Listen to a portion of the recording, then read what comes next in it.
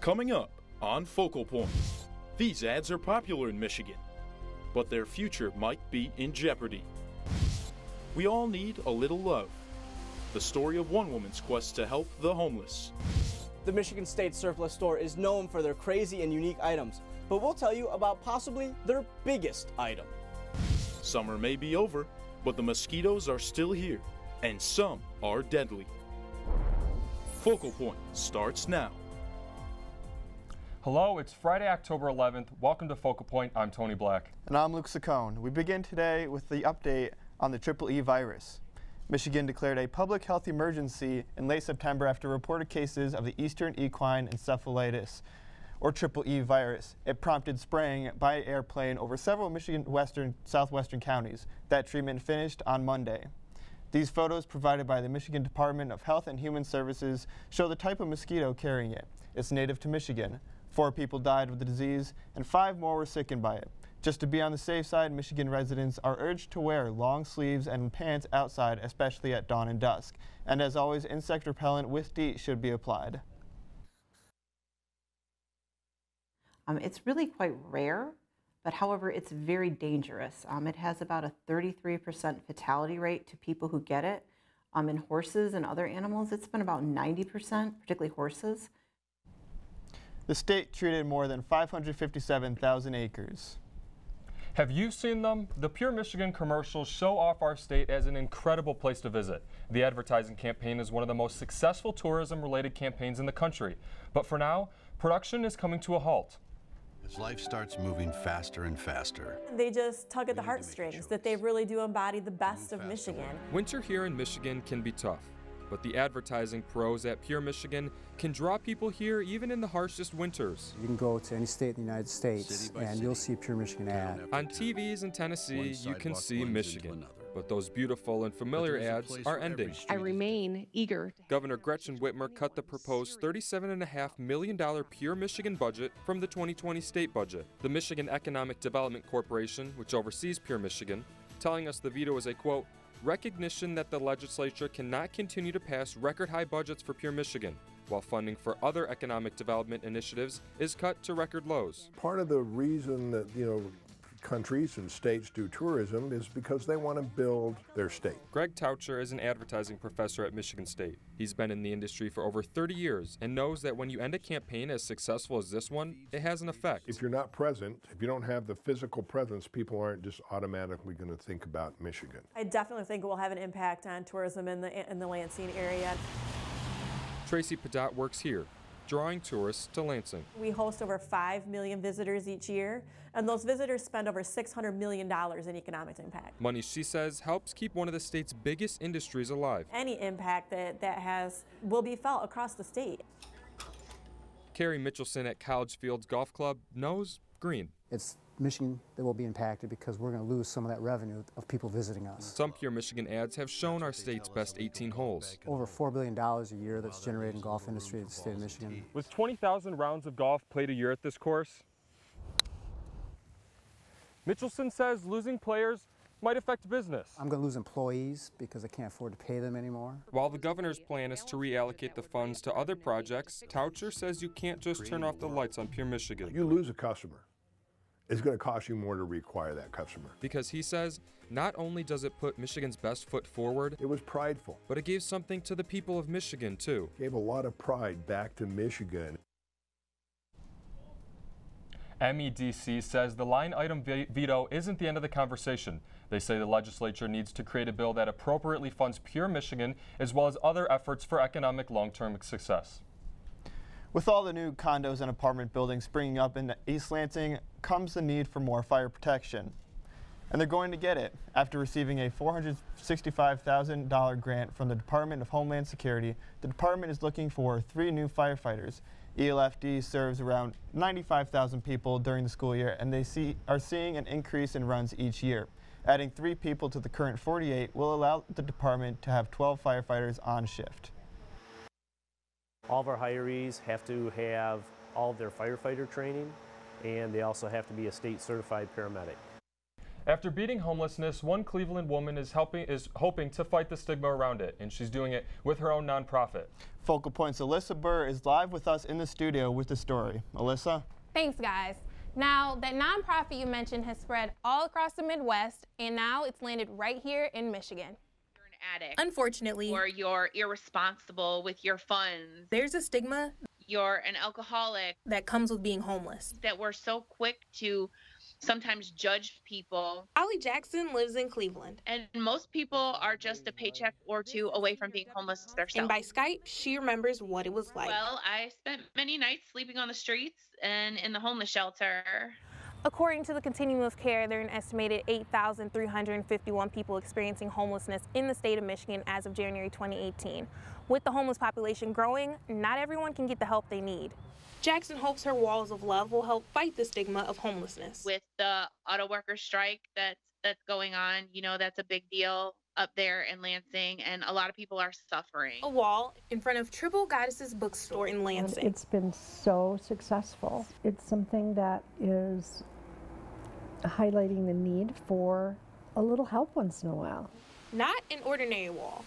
On it, people can find anything from school supplies to feminine hygiene products. And it was really hard to humble myself and ask for help. With the wall, it's no questions asked. And I just said to myself, I wish there was like some magic wall that you could just put up and people could just go to the wall and pull things off of it and there'd be no judgment. Kind of like the light bulb just kind of popped on and was kind of like, well, why can't there be one of those? Jackson knows life happens. And there's things that we have no control over, you know? When people take from the walls, she wants them to feel something besides shame. A little love. Walls of Love will be celebrating its one-year anniversary on November 9th with 198 walls across the country. If you want to donate or help create a wall in your city, you can reach Jackson at payitforwardcleveland@gmail.com. Thanks, Alyssa. That's a lot of walls. There's a lot to look forward to once fall rolls around, from pumpkin pie or trick-or-treating, but it's also a time to enjoy the weather before the frigid winter air arrives. Old Town Lansing was the site of the inaugural Oktoberfest. This past weekend, the streets were filled with all sorts of goodies, from seasonally themed craft beers like pumpkin ales and chocolate stouts to axe throwing, along with plenty of food. Organizers hope to make this event an annual event, and stay tuned. Later in the show, we'll have more details on fun fall events for the whole family. Did you see the red flags placed around campus this week? Find out what these flags mean and how one student group is using them to bring awareness to a controversial issue. And if you want to carpool to class, the MSU Surplus Store has a vehicle for you and 45 friends. These stories when we return to Focal Point.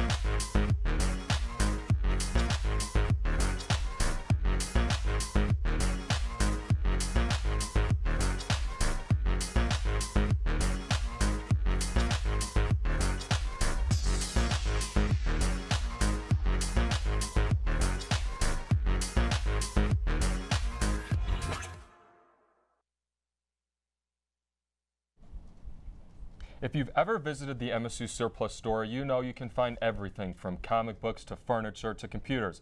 And sometimes, if you're at the right timing, as our Griffin's drawing tells us, you can find the unusual, like right now. An East Lansing staple. We used to say the MSU Surplus Store, everything you can't find anywhere else. The store takes whatever the East Lansing community gives them, no matter what it is. Every man's junk is another man's treasure. For store manager James Ives, this job is perfect for him. I was thinking of putting them in my garage. Collecting and gathering unique items is something he's used to. I'm also kind of a junkie, if you will, kind of a pack rat. Here, you can get remotes for $1, or maybe something really old. It just might make your stomach a little queasy. We've gotten horse skeletons before. The Surplus Store has everything, from these 10-cent glass bottles to this speaker. But sometimes they have even crazier and more unique items. And one of those items is right outside. A bus, an old Michigan State bus. Who's looking for a 55-passenger bus? That one is over the top. Lori Fertino shopped here all the time. She loved it so much that she works here now. I just asked the guy that was working at the counter, hey, do you have a part-time job? Sure, someone might want this bus for the ultimate tailgate experience, but it really could help a local organization. I think that for organizations, it's a great opportunity for some nonprofits to get something they probably couldn't afford, you know, going to a regular dealership type place to get. For Ives, he knows the bus will leave the parking lot at some point. We've sold a few buses in our time. But for him, getting something even bigger? I mean, do we really need an airplane? No. The sky's the limit. But you never know. In East Lansing, I'm Griffin Stroyan, Focal Point News. If you're interested in the Bluebird bus and $15,000 is in your price range, you can check it out in the Surplus Store parking lot. You can't miss it. And I'm already saving up. Levels of an infectious bacteria have been found in a building on campus. And can dinosaurs run? Well, plenty of other folks did in a prehistoric 5K. Katie Brecky joins us in the newsroom now for this week's campus report. Katie? Thanks, guys. During routine tests last week, MSU staff found a higher than normal level of Legionella bacteria on campus. Legionella is a bacteria spread through mist from air conditioning units, for example. It causes flu-like symptoms and is treatable. It was found in the Veterinary Diagnostic Laboratory cooling tower on the south side of campus. The tower was shut down and sanitized immediately. Fred Woodhams of Infrastructure Planning and Facilities says no one was hurt by the higher levels. There's no indication of anyone infected by Legionella, and there's no animals live at that facility. Large amounts of the Legionella bacteria can cause Legionnaire's disease, which is a severe lung infection. The tower is back up and working.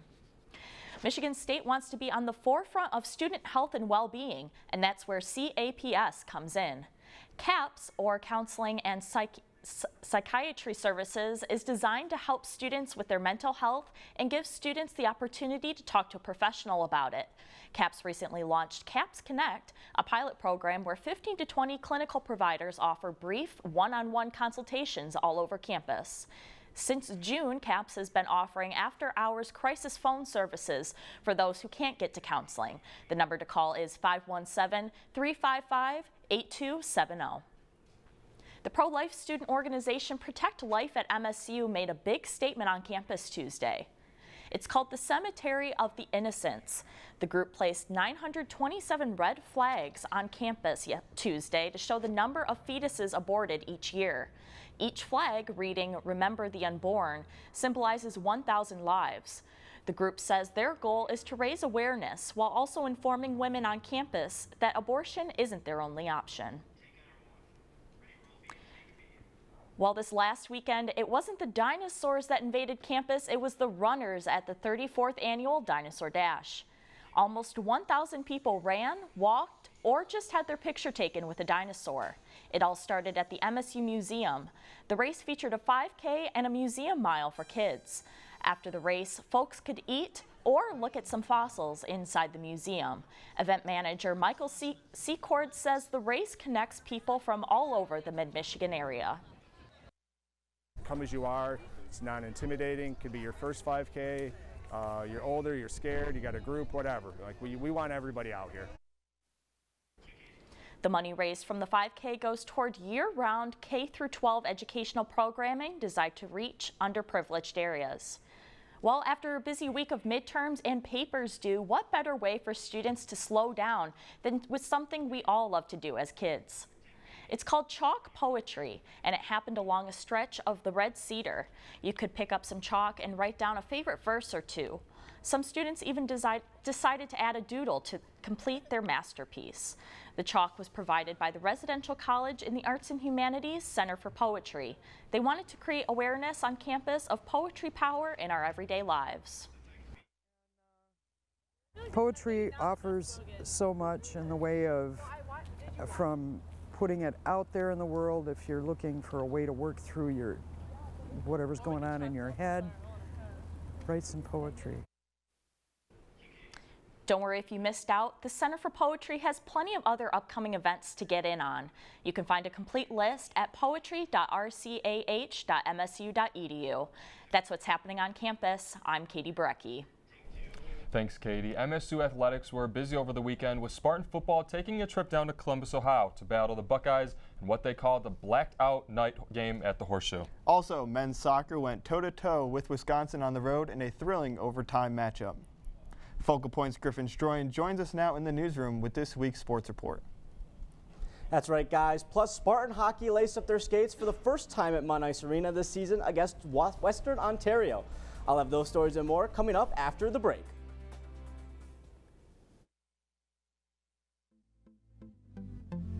Students are crucial to WKAR's success. It's a great opportunity for the students to learn, and it's a great chance for us to teach students so that they're ready to go out into the real world. Students are the heartbeat of WKAR. Backstage Pass has given me hands-on experience working with a team and working with the equipment. Going to class, you learn all the stuff, but then being able to apply it while you're a student as well is really fantastic. It's been awesome seeing a project go from just emails to a full production day where we have bands coming in. It's been awesome to see that bigger picture come to life. I'm always excited when I get to work on live productions, especially Backstage Pass. Having this knowledge at my disposal while I'm in college is really beneficial to what I want to do after I graduate. It's extremely important to have students because it helps with the success of WKAR and public broadcast as a whole. The opportunities are endless for students here.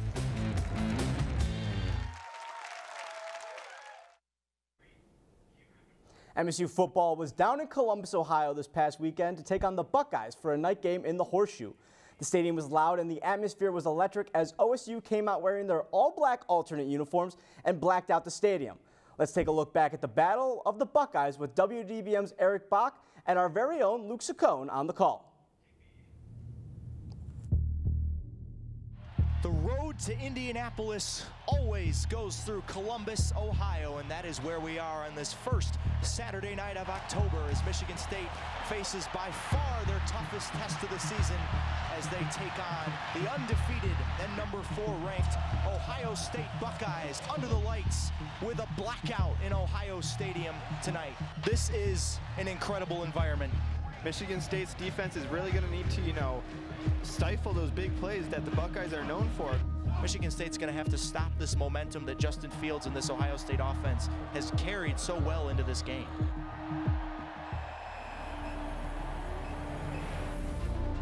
Fields in the pistol, Dobbins stands behind him. Play action, Fields looking to run, now will throw, got a man wide open. Benjamin Victor now inside the 30. Victor makes a man miss to the outside. Benjamin Victor dives for the pylon. Does he have it? Touchdown, Ohio State.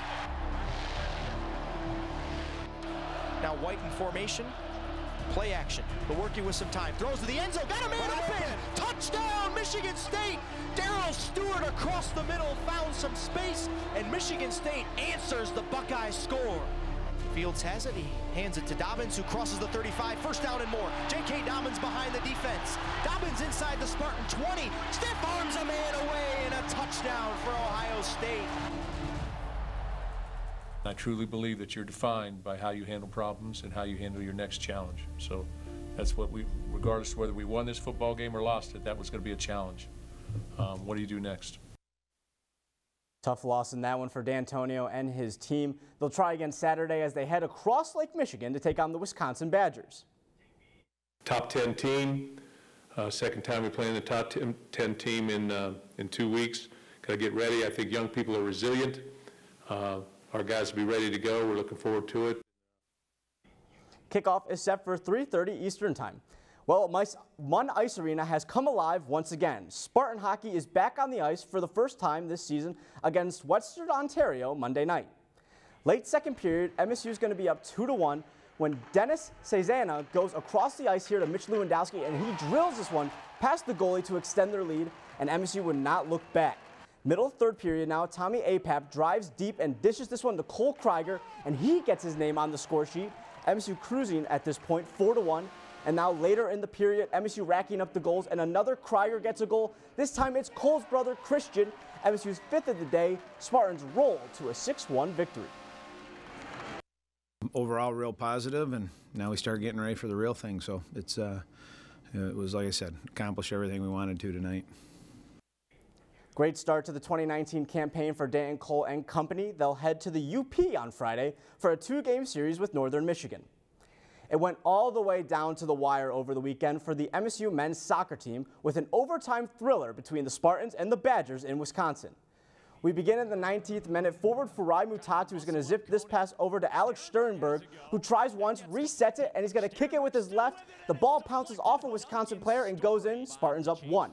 65th minute, Wisconsin's Duncan Story dribbles to his right and lets it fly. This ball just slips past Hunter Morse. They tied at 1 apiece. Now in overtime, Michael Miller from the corner bends it like Beckham, finds the bottom right corner. The final 2-1 in Wisconsin. Champion Maryland Terrapins come to East Lansing tonight. DeMartin Stadium should be rocking. Kickoff is set for 6:30 p.m. That's what's happening in sports. I'm Griffin Stroyan. Well, it was an exciting weekend, not only in sports, but also at the movies. There's plenty of fall fun going outside, too. Brandon Rothenberg is live with more in this week's entertainment segment. Thanks, Tony. This past weekend, Joker topped the box office, breaking just about every October record, and many critics are already talking about potential Oscar nominations for Joaquin Phoenix. They're creepy and they're kooky, mysterious and spooky. They're altogether ooky, and they've been on TV and Broadway, and now they're animated. This weekend, the Addams Family returns to theaters with a star-studded cast. Here's this week's Movie Minute.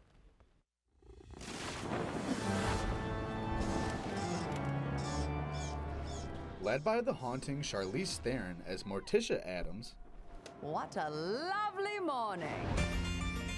Time to wake the children. With Chloe Grace Moretz voicing Wednesday Addams, and Stranger Things actor Finn Wolfhard as Pugsley Addams.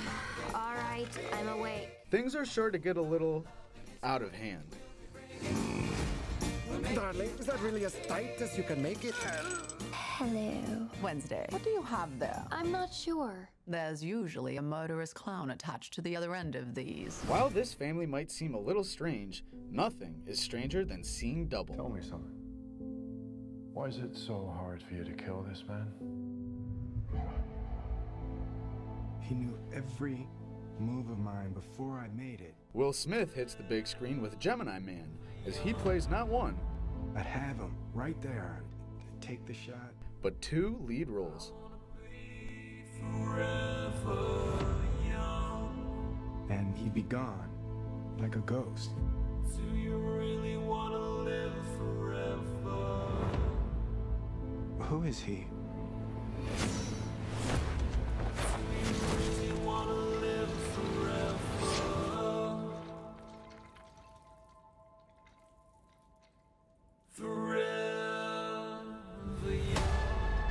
If you're not interested in hitting the theaters this weekend, check out something a little more spooky just down the road.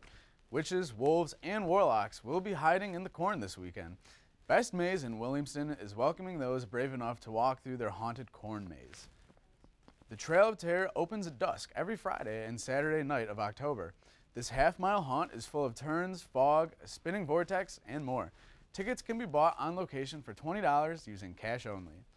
For those that are not fans of spook, Best Maze has a separate non-haunted maze. Drainage systems help keep the paths dry after dry rain, and if you're worried about getting lost, there are clues to help get you out. A combo deal for both attractions is available for $25. For more information, click on bestmaze.com. That's what's happening in entertainment this week. I'm Brandon Rothenberg. Thanks, Brandon. Well, the corn maze sure sounds like a fun time. Yeah, it does. And that's all we have for this week's edition of Focal Point. I'm Luke Saccone. And I'm Tony Black. Don't forget to start planning those Halloween costumes already. Have a good weekend. We leave you now with the sounds of the Spartan Marching Band from their performance in Columbus last weekend.